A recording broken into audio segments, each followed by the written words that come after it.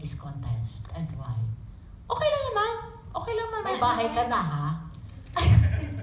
Okay lang naman man if it's kumbaga kung may cause, halimbawa magpa-play sila for a certain person or magpa-play sila for a certain cause and naaayon sa edad nila yung game, of course, gustong-gusto nila yung mga ganyan.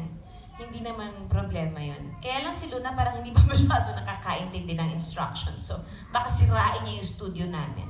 Medyo mga ilang months pa. Ang last question ko. Yes po. Isa sa endorsements mo na talagang ang ganda ako at may kirot sa puso. Yung sa inyo ni Johan. Opo, yeah, absolutely. Ang sabi niya, kung papipiliin ako ng ina, ikaw pa rin ang pipiliin ko. Opo. How are you as a mother? I want to think I'm perfect. Charing! Hindi. I'm just right. Feeling ko manay yung pagiging mommy, nagbabago-bago siya every year. Kasi every year nagbabago-bago yung personalities ng mga anak namin, yung needs nila. And at the same time, kami mag-asawa, we try as much as possible to understand and to be there sa bawat important occasion ng buhay nila. Intramurals, graduation, cooking demo, lahat ginagawa ko para lang makita ko at ma-involve kami pareho ni Rai sa growing up years nila.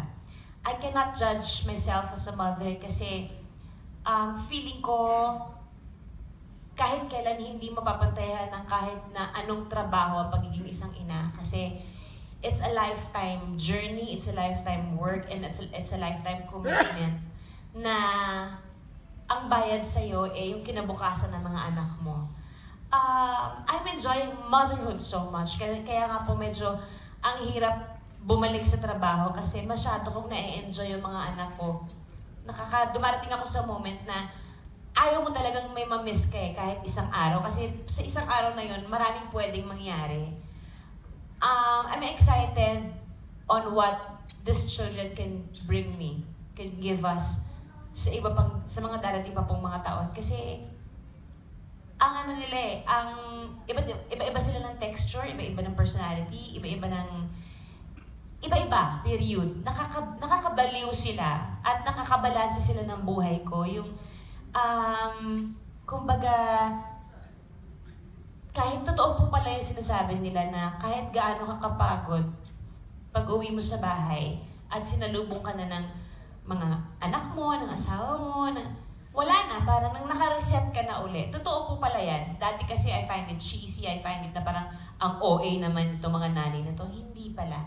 Hindi pala. Totoong salita po pa yan. And I'm more than happy na na-enjoy ko ngayon yung mga anak ko. Ang goal ko lang po ngayon is to be stronger and fitter, just to be able to be energetic enough para mahawakan ko ng gusto yung mga bata, maalagaan ko sila, makapaglaro kami.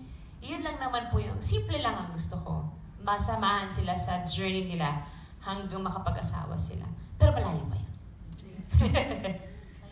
Thank you po.